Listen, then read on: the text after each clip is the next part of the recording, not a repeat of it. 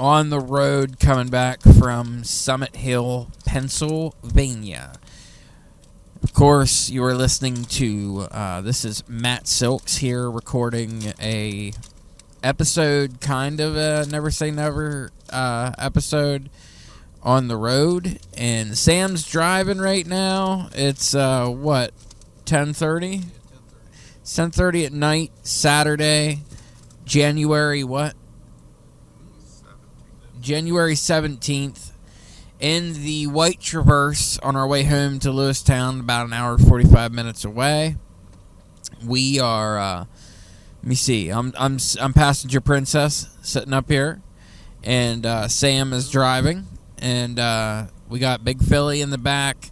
We also got Cockhammer, Orion back here, and the top draw in HWF, of course, is in the back of the car, and that's Ace Connell.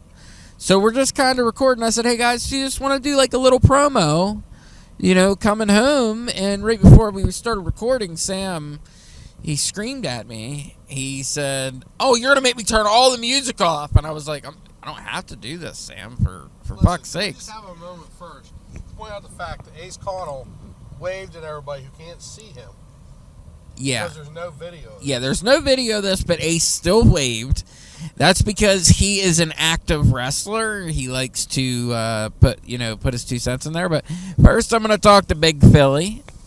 He's got the mic back there. How we feeling, Big Philly? I'm feeling pretty good. A little hurt, but I'll be all right. So, obviously, on this podcast, you can tell that we're talking to actually Eddie, the guy that trains at the Mifflin County Wrestling Academy. And he plays the character of Big Philly on HWF, on Wow That's Wrestling, on RWE. You've been on the road now for a few years. You've been riding in a car with me for a few years. How do you think things are going, man? I think things are going pretty damn good. Can't say too much about everything, but I feel like I'm getting better as the days go on. I believe that, man. I can remember whenever you came in to the school, and of course we were still outside. We went through like a really rough thing at the beginning. It's something that could be like documented down the road, but like you came in the school, you left the school, and then you ended up coming back a few months later. We patched up our miscellaneous footage that no one will ever truly know about. We've had kind of a rocky relationship, but, like, we're pretty close. Yeah, we are. What do you think? I mean, you told me tonight you're at match 30. Yes. What have you learned from match 25 to match 30 that has made you a better wrestler? My selling skills and being a big man. And is that because, you're just constantly being, grilled about... something. Constantly being grilled, constantly being criticized about how I move in the ring. And does it affect you? Does it affect your psyche, or do you use that to make yourself better, or is it like an anger thing? It's kind of both. It kind of affects me, but I also use it towards getting better and making sure I'm putting out the best I can for these companies. Of course. I mean, your first couple matches, I'd like to say you were spoiled, Your first couple matches you were involved with Robbie Page. Yes. Robbie Page, well-respected veteran of the wrestling business. Do you think you're a whole lot further on now than you were back then when you were, wrestling with, John Washington, Steve Steele, Robbie Page? You think you're further along now and you've learned a lot since then? Most definitely. I've learned a lot from them. I've also learned a lot being on the road for these past couple years. Yeah, you probably put 10,000 miles on since then. That's a lot of distance. We travel every time we go out to, Voltage Wrestling, and we go all the way out there to RBA. And that's ring rental stuff, with the school. So we take that out there to RBA, and that's a whole travel of going down to Richmond, Virginia. And to my knowledge, you haven't worked on that show yet. No, I haven't. I've only done ring rentals. So speak to that. Speak to driving 6 hours one way, being under the gun. Up. Yeah, being under the gun to set the ring up, and then not getting the payoff. It's like going to the strip club. You know, I tested to go into the strip club. You have to do all this work.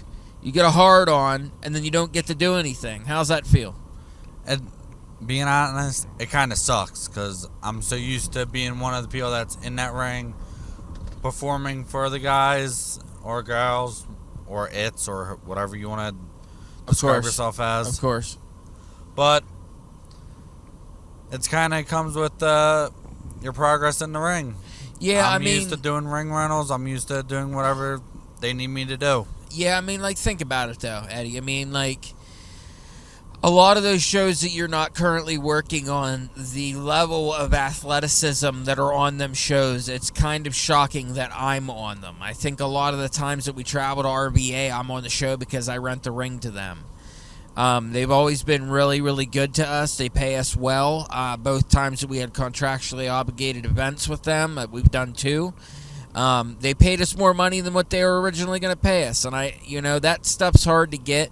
Respectable guys, got a good product. That whole scene in RVA is doing great. But what would say your favorite match you've had in the last, I don't know, year? What was your favorite match, you think? I'm going to actually say it not just because he's in the car with me, but because it was one of my favorite matches. Yeah. The 2 out of 3 falls match that I had with Ace Connell. So you talk about the Ace Connell situation. I mean, we're on a podcast. We're going to talk. Ace Connell, another one of these guys, joined the school. Some things happened. Needed to take a little bit of a break. Comes back. Originally, he was in a tag team. His brother Devin was DJ Connell, and they were on the fast track to stardom, and things fell apart. Austin finds himself, comes back to the business. Is it safe to say that Ace is one of the top names in HWF? Yeah, it is safe to say because he is one of the top talent. He's also one of the top talents in our school. And of course that. But we're of the understanding that this is a wrestling business. This is business. This is going out there making the other guy look good. And in my opinion, a talent is only as good as the guy he's in the ring with. So when I say that, I'm meaning Ace Connell's not getting the reaction he's getting right now if Big Philly didn't beat his ass in a church a year ago. Right? There's no real footage of me beating his ass in the church. Listen, there's only footage of me dragging him down the But hall. seriously, though, think about it. The fans bid on that. We were able to tell a compelling story. You guys wrestled 3 times on, the HWF events. And in a lot of ways, we're curtain jerkers for a lot of this. Opening up for other guys that are more experienced and a little bit more on the other side of the draw. Yeah. Being on a show with the Good Brothers. Now that was a fun day. Heritage Harvest. Now that's the show that you did the 2 out of 3 falls, correct? No, it was actually Summerfest. Summerfest, you did 2 out of 3 falls. Yes, Heritage Harvest, we did a singles match because we wanted to go out there and show people that we can still handle it with all the pressure. But all due respect, I mean, you guys were told, think Summerfest, it's the last time you guys are going to be wrestling each other. True. And then Heritage Harvest is rolling around. You got a stacked card to promote pro wrestling in Lewistown. Doc Gallows, Carl Anderson are coming. You don't want to book anybody else because right now the rent, the doctor, $2,000 a piece to these wonderful athletes that are wonderful in what they do. And you're on a card, so the only person you get to wrestle is the same person you just told, hey, last month, you don't have to wrestle him again, but now you're wrestling him again. Is that frustrating? Is that, are you just happy to be on the show? Walk me down that. I was a little bit frustrated about it because I told the audience, I'm done wrestling this guy. They won't have to ever see Big Philly and Ace Connell in the ring against each other for a while. And the Heritage Harvest pops up, and we're told we're fighting each other, and we're booked. So that threw us a little bit happy because we were actually able to open the show for the Good Brothers. Yeah, you guys opened the show. We obviously end the show, so we're in the main event, and you helped contribute to that as well. When we're talking about, you can hear it here, folks. There's emergencies going on all the time.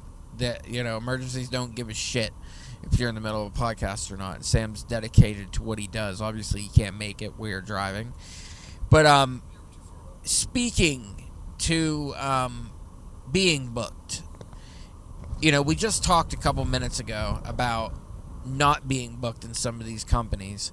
Some of these companies you're not booked in, they're not even drawing half of what HWF is drawing. No. Last weekend, and I mean this with all due respect, but some of the Voltage shows, some of the RVA shows, the RVA shows are packed. There's always people there. But you combine those two shows together, maybe you get what we had this past weekend at Retribution. And I say that with all due respect. But at the end of the day, Eddie, being booked on a show with the Good Brothers, opening up the show to be on with the Good Brothers, what did that feel like? Man, it felt like it was an honor and a privilege to actually be on this show with the Good Brothers and actually be able to talk to them a little bit. Well, talking to them a little bit, did you have a decent interaction with Doc and Carl? Yes, I did. Any questions? Like, hey, you got any advice for me? Anything like that? Mainly what me and Doc talked about was trying to figure out how to make myself a better, bigger guy in that ring. Yeah, you got to be doing something. This past weekend, we talked about that 406 Souls live at the Heritage Track Company, and you're standing there as we're preparing for our match with South Philly's Finest, one of the biggest matchups of my career, and you come walking over there, you're listening to us put this match together and just kind of observing, and you hear Jimmy Conroy say, hey, Big Philly and South Philly's Finest are in the same place. How'd that feel to know that Conway and those guys almost like they pay attention? Yeah, your gear says it and everything, but how cool was that? That was actually pretty cool. And to get on the fact with the gear, I wasn't even fully dressed when he said that. That's incredible. That's even cooler yet. And the only thing that had Big Philly on me was my shoulder tattoo. So let me ask you this: going into because I also want to talk to Ace. Going into the Heritage Rumble March 14th, and knowing that you have had two of the harshest weeks of criticism in your tenure as a professional wrestling student, what do you feel that you have got to work on realistically to be a real draw, a real hang, if you will, a good hand in that 16x16? What do you got to work on to win that whole thing, go against Isaiah Frazier for the Heritage Championship at arguably the biggest and longest reigning wrestling event in the area of 500 miles, and being Summerfest, which also, Summerfest, folks, is turning 21 years old this year. How does that feel? What do you got to do? What do you got to get prepared for? Oh, you got to get prepared to be able to withstand all 29 other competitors in that ring. You got to be able to take this shit that they're giving you, give the shit back, and also be able to beat people down and eliminate them. What about a gas tank, man? This thing could last an hour, if not longer. You got to make sure that gas tank is fueled up, ready to go, and make sure you have no brakes. And that's it. Talking about training, would you say that your in-ring training has gotten a whole lot better in the last year? Yes, it has. I mean, you got me giving you criticism, but at the end of the day, there's a lot of times I'm telling you, like, man, I'm so proud of how far you have come. You got to be in the car and taking the Good Brothers back to get on an airplane to go to the next show that they're going to. I mean, being picked to be in these situations, how's that feel? It actually feels honored to be able to be one of those guys that you can trust and be there.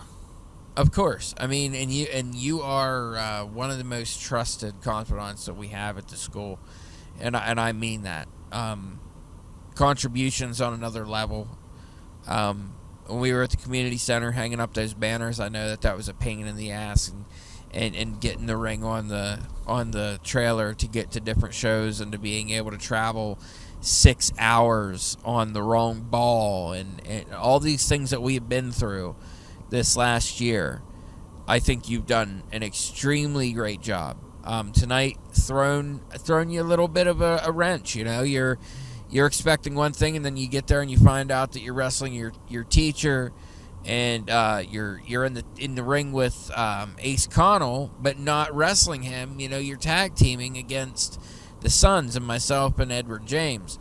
How's it feel to be tag teaming with Ace on the other side of wrestling him so many times? It actually feels pretty good because me and Ace, we've hit each other hard enough to where we got tired of beating each other up and said, hey, why don't we just join up and make a team? Yeah, I mean, think about it. You guys had Mifflin County by the gullet for almost 6 months.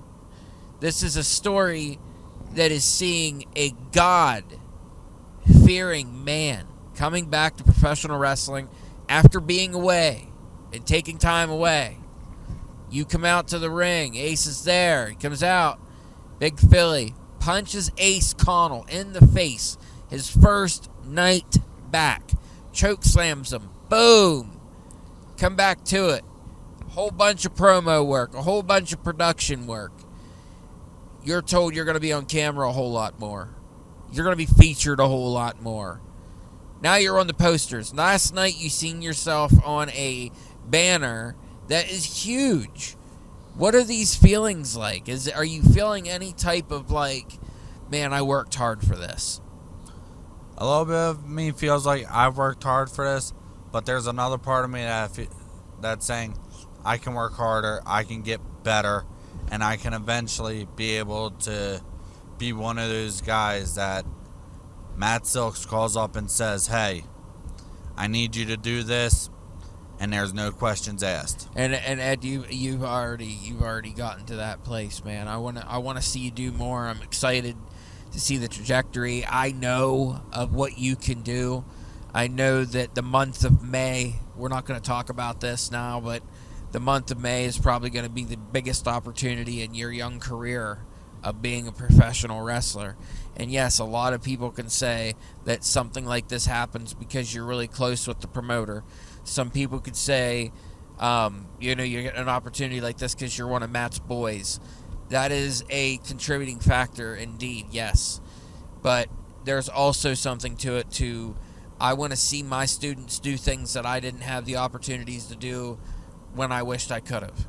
It took me a really long time to have that match, with the Good Brothers. And knowing where we're at in 2026, I know your future's looking bright. But what I'm going to ask you to do is, if you're able to, is hand that mic back to Ace Connell. It's been good talking to you, Ed. You too. But we're going to talk to Ace. I want to make sure that Ace, is that thing on your microphone still up in the air? Like I think so. Your knob or whatever, is it pushed up? It's not pushed down? It's pushed up. All right, cool. So you just got done listening to Big Philly, Eddie, talk about this stuff and being able to work with you and being able to wrestle you. I kind of want to start in another direction. I want to ask you a couple things. One, I want to ask you, how does it feel to be back nearly a year? I think May will be a year that you've been back in the wrestling scene. And how you been feeling, man? Well, to be welcomed back by HWF fans after being gone for almost a whole year, I didn't think I was going to get the reaction that actually happened. I thought it was going to be totally the opposite. And yeah, God took me away to get my life back on track. That's a real thing. It's not just a character. And coming back to be able to still do the professional wrestling aspect and also be able to show people who my God really is and try to be that message to other people, at least this be the light brighter, whoever how you want to say it, and being able to work and wrestle again, it's been an honor.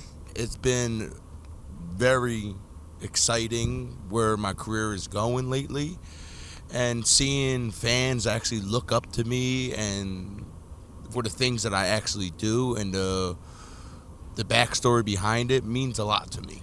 Yeah, because I mean, in a lot of respects, there's been a lot of conversations between you and myself about character work and about becoming this person that is named Ace Connell. Your shoot name, Austin Connell. We spell it differently for copyright purposes in the event that one day you will make it into a bigger lane. I mean, you're already in a pretty big lane, kid. I mean, you just big. wrestled in front of 406 souls last weekend versus Kai Thomas in one of the greatest matches that's taken place in the Firehouse between two young studs. I mean, you look at Kai Thomas, he's 20 years old. How old are you, 28, 29? 28.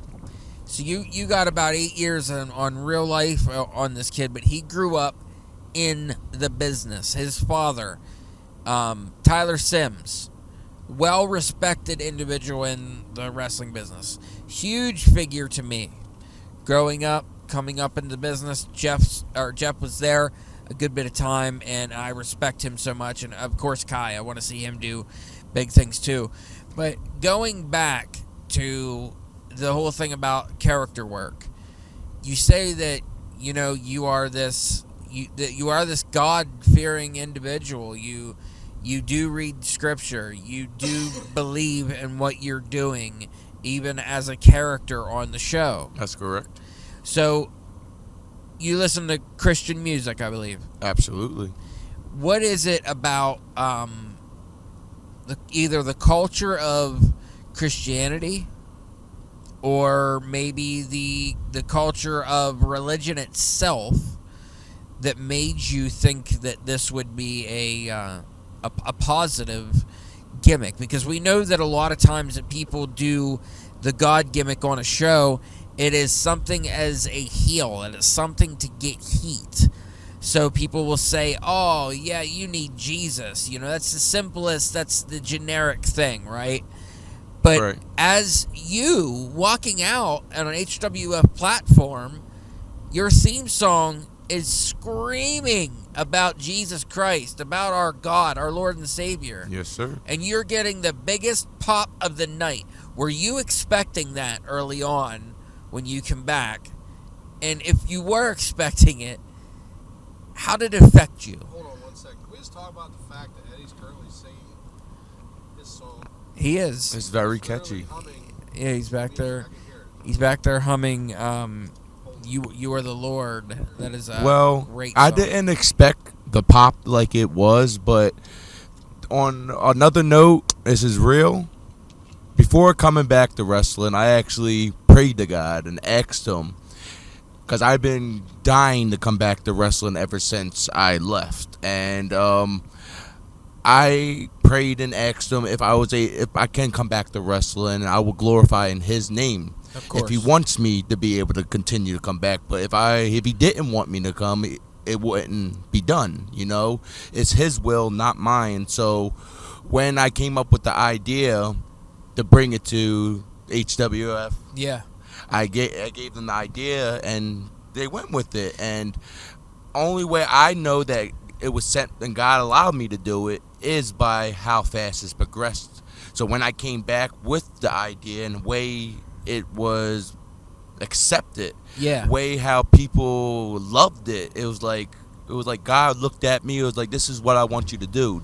Everyone has a calling. Yes. And I want you to be calling Yes. into a sport that's rarely been done. Yes, of course. And I mean, I was just on a podcast last night with my brother Chuck. We were speaking about, how God's, he's put you on a path. Let's speak to it, man. Let's get in the nitty gritty here. You were gone. You were gone 6 months, 8 months, almost a year. Like 10. Okay, so in that time you're away. We're not going to get into the weeds about what you went through then. I think that that is up to you to make that statement be out there. But let's talk about the conversation between you yourself, Austin Connell, me, myself, Matt Soaks, and my wife Trista in the Red Room up, at my house, where we do a lot of the, production. We do a lot of, you find out what you're doing on the show a lot of times in that room. Absolutely. And a lot of times in that room, there's painstakingly decisions that are made. Like, are we going to do this? Are we going to do that? Yeah, long nights. Sam will say it as well. It's a thankless job doing what we do. But, let's speak to it. You show up. You contact me. You call me, I think, like a day or so before. I can't remember if I was on a show or something, but I remember you calling me. And at the moment, there was some heat.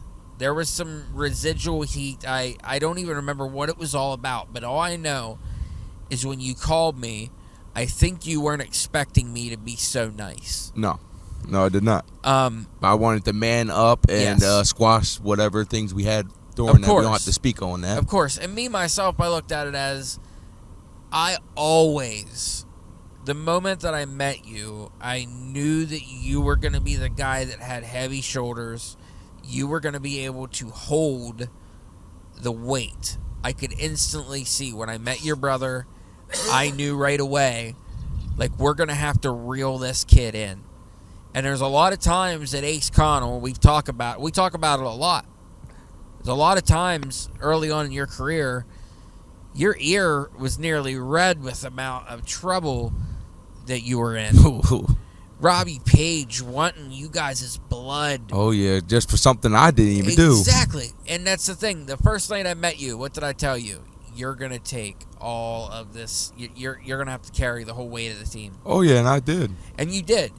I mean, your brother was extremely gifted. Oh, and yes, he talented. was. But But he did. He kept running his mouth and let his ego get to him. And I got the end of it. I believe we have got the Connell that, and I've told you this Countless several of times. I got the Connell that I wanted. And ultimately, you are one of the easiest to mold, one of the easiest people to listen to. We have wrestled so many times against each other. But thinking about it, that day you come up to talk to us, and I'll be out there and honest about it.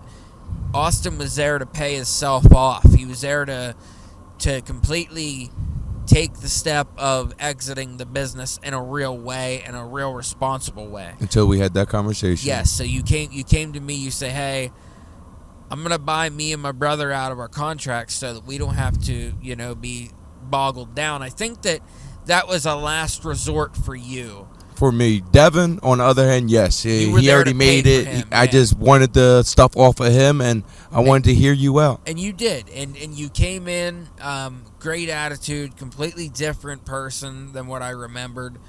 You paid for your brother to be out of his contract with the Mifflin County Wrestling Academy, and we spoke about what's it look like if Ace sticks around. What's it look like? What's it going to look like as a singles competitor?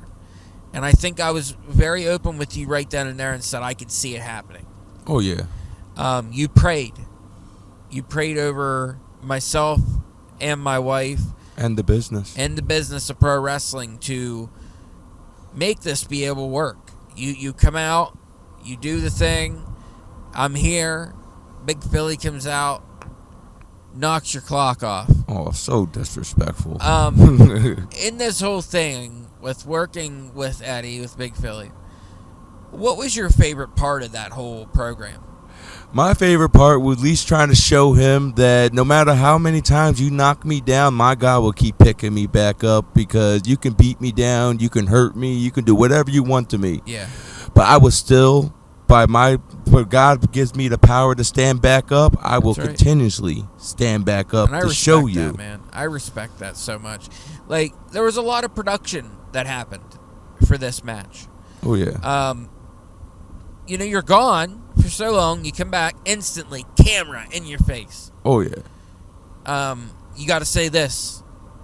You know, we got to record it again. You got to do this. Oh, no, stop. Yeah, we got to start over.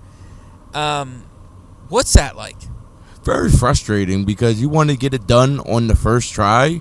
I know it gets nerve-wracking at times when you got to keep doing it over and over again, and then sometimes it kills your confidence a little bit, Yeah. but you take all that with a grain of salt, Yes. and you give it your all, and eventually one of the takes will be gold. Exactly. And I mean, like, pro wrestling itself being out there, it's not like we have a chance to run it back instantly and hit the rewind button and stop and, hey, let's do that part again. We don't get the privilege to do that. But in the production, in the lead up of doing promos, and the lead up of doing things that makes it look like things happened that didn't really happen, that's a cool process. Yeah. You know what I mean? And getting to see how the ins and outs of the business are. I know that you've been around long enough to know that there's a lot of moving parts to this. And as you, a talent, are concerned about you and your goals and what happens with you, you're also working for somebody that is constantly thinking about other people and constantly thinking about keeping them happy. Now, since you have been back, you have had one of the most meteoric rises I have ever seen anybody have in my town's history. I've been here since day one. I was on the very first wrestling show that ever happened in Mifflin County. I was on the very first ever pro wrestling show that ever happened in Mifflin County. 406 souls packed into the Heritage Fire Company last weekend, and they all went bananas when you come out. That's electrifying. What is that like? When I'm in the back and before I'm prepping to come out and I hear my name being chanted the way it is, it literally sends butterflies through your entire body from the tips of your toes to the top of your head. It's like when The Rock said it's electrifying, he wasn't joking about that. It literally runs electricity. It makes your hair stand up. It makes you feel goosebumps. And when I hit that curtain, it's like a whole different switch hits. But I still feel those emotions with everyone chanting me the way, or I can't even hear myself think. And that's something, man, isn't it? It is something, and having somebody look at that many people look up to you and chant your name is like one of the unbelievable things you can ever imagine. And it's no secret, no secret at all. Pro wrestling is a hard business, like you said. It's frustrating. Sometimes it can deflate your ego. Sometimes it can mess with your head and your feelings. Oh yeah, all the time. I know from a personal standpoint that I'm probably responsible for that feeling that you get a lot. You're held to a high standard. You retain professional wrestling knowledge a whole lot different and faster than a whole lot of other people. But then speak to the respect that you got for Big Philly. Oh, that was an amazing moment that day. I didn't expect him to shake my hand that day. I mean it. I mean, you guys trained together. You wrestled this long story with him. A long rivalry. And it was a true rivalry. I mean, that's even cool to be a part of. Is there a lot of respect there for Big Philly on making you look so good for so long? Absolutely. I earned a lot of respect in the ring, outside the ring with that fella. We went tooth and nail against each other multiple occasions, and he got the upper hand on me a couple times. I got the upper hand on him, and at the Heritage Harvest, and He took it. He showed that he wanted nothing to do with me no more. He showed that he was done with this rivalry. He was Yes. done facing me. He Yep. hits hard. I Yep. hit hard, and I earned a lot of respect from the guy. So, and we talk about that. That was in October. You know, we're in January right now, January 17th, Yes. leaving Summit Hill on our way home. And tonight, you were in a tag team match, and you were tag teaming with none other than Big Philly. Of course, this is your way to get on the show. You're going to do anything you can to get on the show and to be booked and get the experience of being a professional wrestler. Right. You tried something new tonight. Oh, yes, I did. You guys were going as a heel faction tonight as the Philly Boys. Yes. I think, you know, over time you guys will find a better name. I think Oh, that yeah. over time you'll find ways to operate better as a tag team. But speak to you know what? How is it tag teaming with Big Philly? Actually, it's pretty cool. Tag to teaming with Big Philly. Like, he knows a lot of my moves. I know a lot of his moves, and we can be able to combine them together to make it work. You know, we wrestled each other so much that we kind of know each other. You Yeah, know, so I was we about put to each other, say, we yeah. put each other's life in each other's hands every time we step in that ring. So, I'm glad to have him on my side, especially if anything goes south. Of course, like, and not only that, like you said, you guys wrestled so many times, and then, you know, you're at training all the time. Are you okay, Sam? You know, you're training all the time with Big Philly, with Eddie, and you're training with all these other guys. How do you think your training has progressed in the last maybe 6 months to a year? Well, when the first time I met him to the last 6 months, I seen a whole new progression inside Big Philly. He's like a whole different switch hit in between him. He's so much more dedicated more now, and he takes his accountability for the things he do wrong. Yeah. He takes accountability to things that he can do better at, and that takes a lot of respect, owning up for things that you know that you can do better, and that's what actually makes you as a pro wrestler, owning up for the things you can do wrong. You know, it's kind of weird. I just thought about this. We wrestled a couple months ago, I think a month or two ago, that was myself and Edward James versus you guys, but it was just us two teams wrestling each other the first time I was ever in the ring with Big Philly. Right.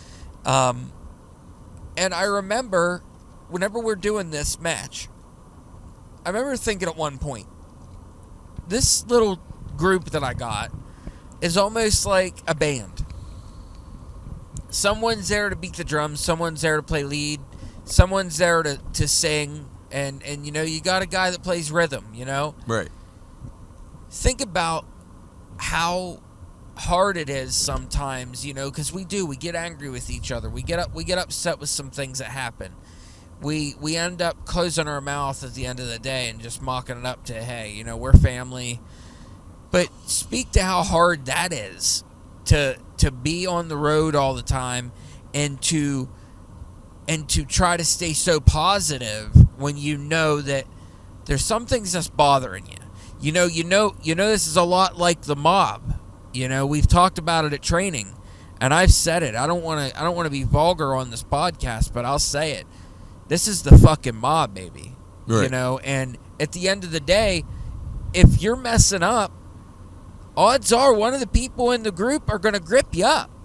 And we're going to let you know you're not going to mess around. I mean, we'll speak to it. Justin, one of our newest people in the group, he just got his ass reamed out, a month ago? Yeah. Walking around the ring saying, hey, it's only $200 to get out of your contract. To now, he brings me a promo. He brings me a idea, full-fledged idea, questions answered, and now he's on the fast track to trying to right his wrongs. He's kind of going through what you went through. How's that feel? Whenever you know that when you were green and you were coming up, you got all these people telling you stuff, and then now here you are these years later. Because, I mean, you've been wrestling for a couple years now. Right. You're able to look back at it and say, hey, I went through that myself. Those guys told me that. I didn't want to hear it at one time, but they're right. You know, like how's that feel to be on the other side of that? Well, it actually feels good because sometimes you got to learn the hard way.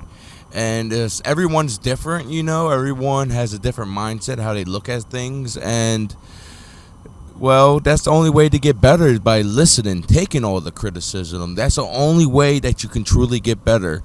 And if it doesn't pertain you, it can work for the next person. But if you know you're doing something wrong, and 9 times out of 10, somebody's going to tell you, listen, you're doing something wrong. We're going to either tell you, or we're going to let you know you're doing something wrong. And that's the only way to make you get better. And a lot of times, I'll speak to experience. I would rather hurt your feelings than somebody else you really look up to hurt your feelings. Because I already know that we have built-in respect between each other. Right. I already know that at the end of the day, you care about what I feel.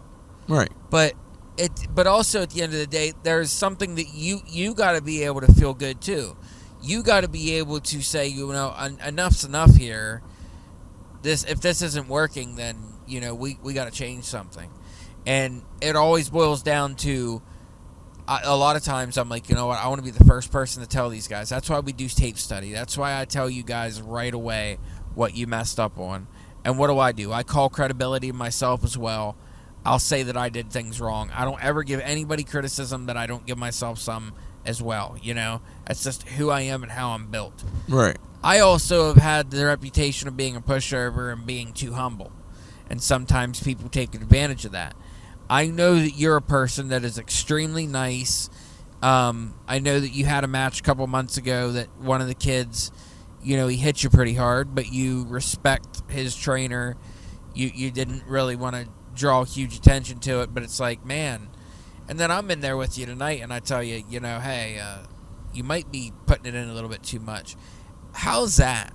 Finding the happy medium in between making this stuff look good and maybe going over the line. How do you say you deal with that? Like, how you deal with that? Well, that's a hard way to explain, because right. Every worker is different. Some workers want you to put it in harder, and Yes. other workers be like, all right, you don't want to hit too hard, Yeah.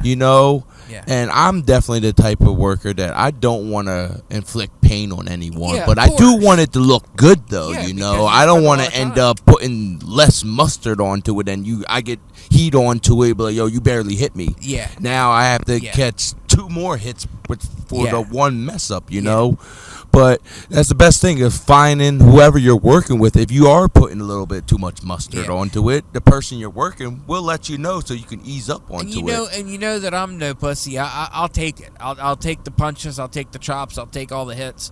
And a guy like me is telling you, maybe you might be going a little bit too much. Maybe it is, But at the end of the day, this is not ballerina. This is not chess by any means. We are out there making contact, and like you said, you want to make it look good. There's a whole lot of people that are going to sit tonight when they listen to this podcast and say, what am I even doing listening to this? It's fake anyway. Listen, I'll tell you right now, I thought that I left the kitchen door open and the cat got out just by how Ace Connell was hitting me tonight. Either that, or maybe he was just like, you know what, enough. I'm gonna beat your ass. But I'm gonna tell you what, kid, the rise I've seen you had is amazing. Like I said to Big Philly, I know where you guys are going in the next couple months. You kind of know where you're going. We've talked about some things, but you also know, like Draven said tonight in the locker room, anything can change. Yes. Now, I found out this would be the first time really publicly you've talked about it. Personally, I feel that Jordy would be okay with this. I'm going to ask you a very personal question. Okay. Recently, we found out that another little Connell is joining the party. Oh, yeah. So, Jordy, she's pregnant. Yes, she is. So, before we even get into the topic of how amazing and wonderful that is, and how cool it was that you told us at the school, and how you did it, and how that was awesome. You're already a father. Yes. She's already a mother. Yes. You guys meet up. Not a Brady Bunch. you guys meet up in the summertime. You know, you're coming back to wrestling. Jordan's kind of just doing her thing. You guys meet. We all meet up at a cookout. I'm there for your first date, man. I'm there for your first date with the woman you're having a child to. Yes. That's how close we are. Speak to how amazing Jordan is, man. Jordan is actually really amazing. She has so many qualities. She is a phenomenal mother, and she has a lot of weight on her shoulder. And I try to help her the best as a man can do to help a woman. Life's hard, man. It is extremely difficult, especially having 2 kids. Yeah. Life, bills, Another kid on the dreams, way. Yeah. another kid on the way. Yeah. Life hits hard. It really does. It doesn't care how tough you think you are. It's gonna bring it to you. But as long as 2 people continuously choosing each other Yes. every single day, it's not always going to be butterflies and rainbows. No, yeah. That's not real love. It can have its moments, Of course. but 2 people that stays through, even through the rocky moments, even through the worst moments, and Exactly. be able to learn how to operate around it and learn from your mistakes. And that's what love truly is. And she made me believe in love again. And it was rough what I went through before I left. Yeah, no, and I get that, and you know we don't even have to get into the weeds about that. But I'll tell you this, man, as a guy that's been in a relationship for nearly 18 years and being able to hang in there through all those hard tribulations and going through this stuff, I mean, I've seen some wonderful people get married in the last couple years. Sam Bumgardner, the guy that's driving the Traverse right now, I call it the Escalade. But I seen him get married. That was a beautiful moment. Just last month, I got to stand beside my best friend, R.D. Mosh, Rodney Dale, as he married the beautiful redhead. Beautiful moment. The cherry bomb and pit chick, Danny Lair. I would imagine that's something down the line that's, that you're thinking about. But I really just want to put over Jordan, man. Jordan is... I've known her for a really long time. She came to the backyard shows a whole long time ago. I've known her ever since I started pro wrestling. She worked in the programs that I was working with, special needs kids. Her brother Alex was a huge fan of mine, and tragically he lost his life here a couple years ago. Me and Jordy are really tight. I know that you and Jordy are extremely tight. How's it feel to know that your soon to be mama, is so invested into this wrestling business? The amount of help, the amount of work that she has put in to the pro wrestling business, especially for Matt Silks' shows at HWF. This girl is kicking ass. She's a fantastic photographer, great attitude. I know for a fact she pushes you to go to the next mile. Oh yeah, she holds me accountable for every little Hell thing. yeah, dude. And I love and training too. She tells me even things I need to do even more. Yes, I love that. And there's part of yourself that is like, who wants to take shit from their loved one? But at the end of the day, Austin, it boils down to you're a better man now. You're a better man because God put you on a path. God put Jordan in your life, and now God's gifting you with another child. Oh, yes. And we know in a couple months, man, your life is about to change dramatically.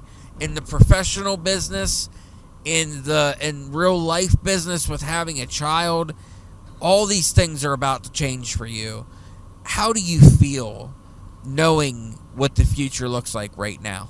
Honestly, I feel ecstatic, but I take one day at a time, and I just continuously put my faith in God and spend time with Him, and He shows me what I need to do. He builds my next day. Like tomorrow, He already written it down for me. I just got to continuously seek Him and be the man I need to be for my family, be the best man I can be for my dreams, to my peers, to people around me, to be able to show people what love truly is. Love is a crazy emotion. It has its highs, has its lows, but love never quits, And it's about what you can accomplish too, right? You said what? And it's about what you can accomplish out of life as well, you know, like Absolutely. the moments, the moment that you meet Jordan, the moment that you bring Jordan to the cookout, and you know we're at Masha's, and Masha's like, who's this redhead I've never met before? That was And- a beautiful moment. She always said that she'll never date a wrestler, and look what she she is. She's dating a pretty fine wrestler too, man. I gotta say it. I've been in the ring with you multiple times. We built a wonderful relationship. I know that among all the things that are happening and how crazy life can be, I know that you have an appreciation for the artwork that is professional wrestling. Absolutely. My life, 24 hours a day, is revolved around this. My brother asked me a question last night. He said, who is Matt Silks? And I said, John Cena said a couple months ago that wrestling does not determine his life, that pro wrestling is not his identity anymore. And I looked at my brother last night and I said, I'm sorry, but that is 1,000% my identity. Everywhere I go, if I go to Walmart, if I go to the store, if I go to Sheetz, I've got to be prepared for a 30 to 45 minute engagement with some type of fan.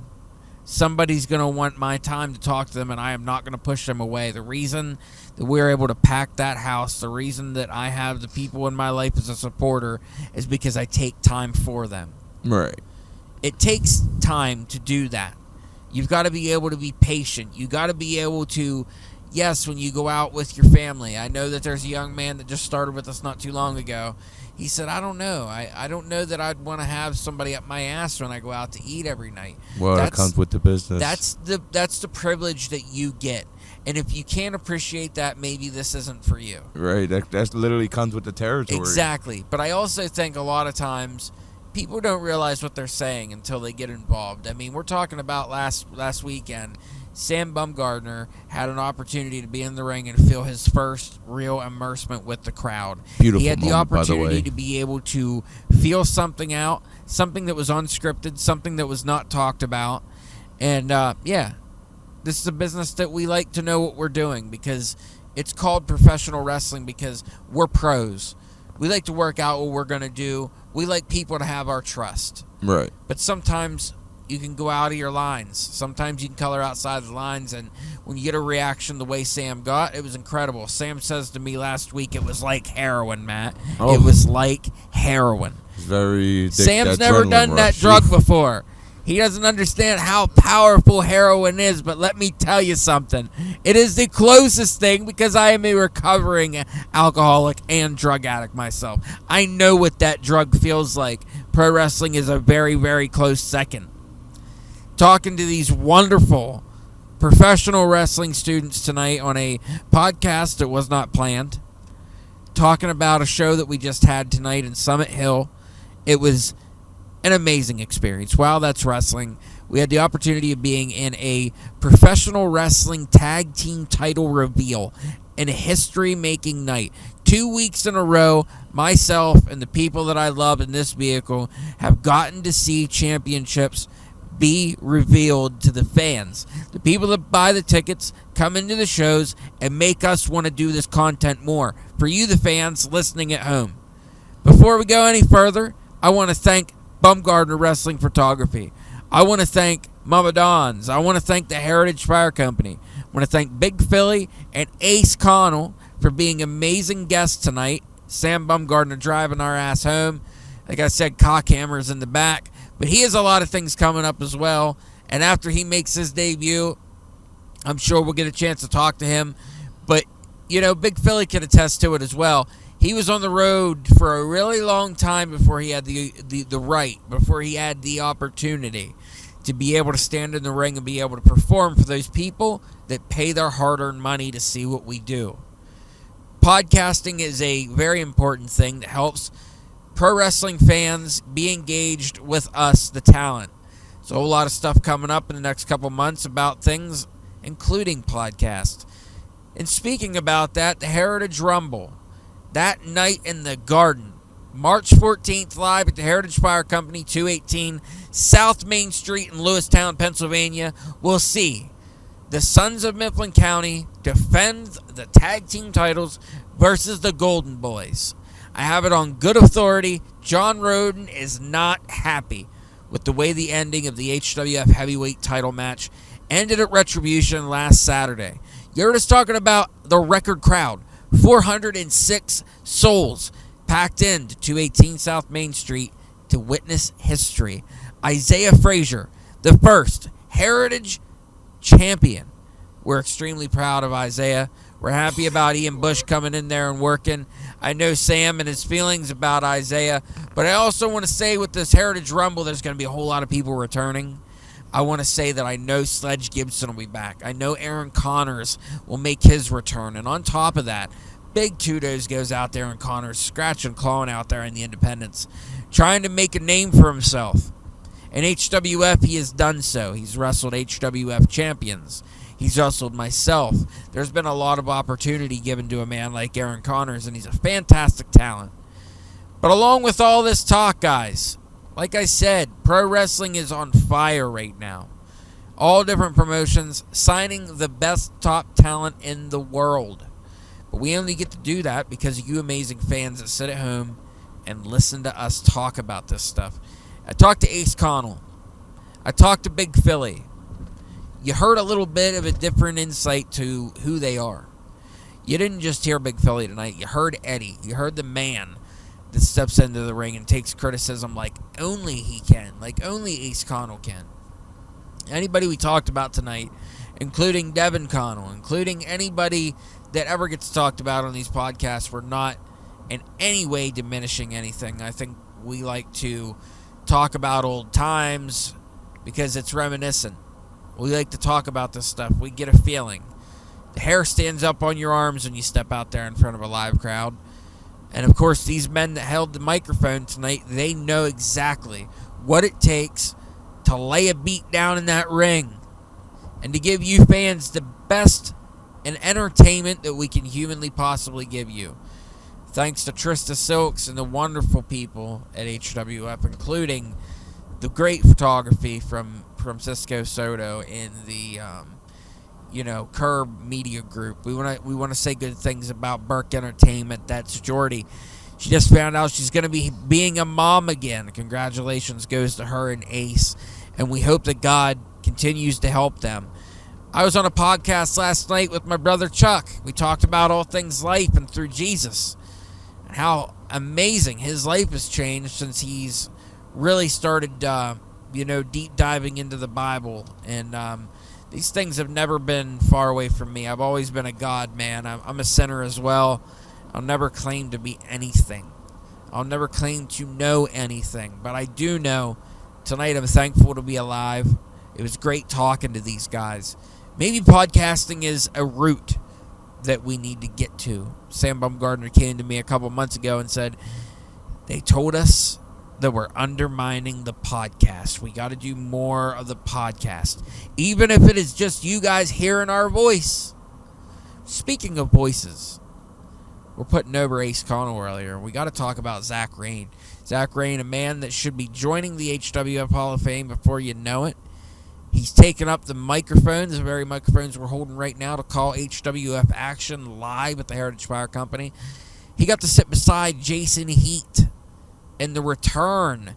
After over a year, Jason Heat returned, and he said HWF is completely unrecognizable to the company that he was at just a year over ago. We're talking about how good both of them are. Both incredible. Listen, and we got to say that Mike Edwards and Drew Shannon are incredible at what they do. Okay? We got to say that. Mike Edwards has called action for HWF, I believe, since 2022, along with Drew Shannon. These men were there. They called the matches. They called the epic things like the Sons of Mifflin County defeating Neverfall. And here we are talking about it now. One of the men in Neverfall, Zach Rain, retired a year ago, joined the broadcast booth, and decided to help give a good soundtrack to HWF. I want to thank Zach Rain. I want to thank Jason Heat. I want to thank Jason Havoc. I know that we're doing a lot of entertainment stuff with Jason Havoc, but over the last couple years, he's really given a lot to me and my students of being a high general in the professional wrestling business. We're going to talk to more people over the next couple weeks. The Mifflin County Wrestling Academy is doing an open tryout this coming week. We're going to see just who wants to be a pro wrestler, and you don't have to pay. All the men in this car paid. Let's just say that right out the gate. We have all paid our dues. In some ways, I say, hey, we don't do the freebie thing because then maybe you're not going to invest in who you are, and we don't want you to expect things for free. Pro wrestling is not free. It's not fake. But one thing it is entertainment. And tonight, on our way home from Summit Hill to Lewistown, I was gracious enough to have Big Philly, Ace Connell, two guys that are going to, just blast us into the future in HWF. I've been wrestling now for 15 years. I've had the opportunity, I've had the ability of being able to see what a successful wrestler can look like, what he can sound like. But I've also been wrong too. I know that the future is in the two men you talked to tonight, you listened to. Guys, I am so happy to be able to talk to two amazing people, hear a little bit more about them, hear about their struggles, hear about their tribulations, hear about these great moments they're about to expect. And like I said, anything can happen. These men know that. Soon I will be doing another podcast with Sam. We'll be talking about all the epic things that he's changed with Bumgardner Wrestling Photography. And not only that, stepping up and working more shows. What's the future look like for Bumgardner Wrestling Photography? We're going to find that out before too long. We'll be interviewing the guys from the Heritage Fire Company as well about that great moment they experienced. We're talking about the Heritage Championship that was bought and paid for by Bumgardner Wrestling Photography. We want to thank Chelsea. We want to thank Sam. We want to thank Sam's grandparents for being the grandparents of an HWF championship. That is a huge deal. We started HWF in 2021, but truly it started in 2018 when the logo was made. HWF is Honorary Wrestling Federation. You can check us out on YouTube. You can check us out at any of your local fire halls, VFWs, gender reveals, you name it, we do it. We're professional athletes. My name is Matt TRK Silks. We're driving home in the white Traverse. And if you listen to this podcast, you listen to a very unique and different podcast with some unique and different individuals. I want to thank Sam and everybody else. God bless you, and have a great day.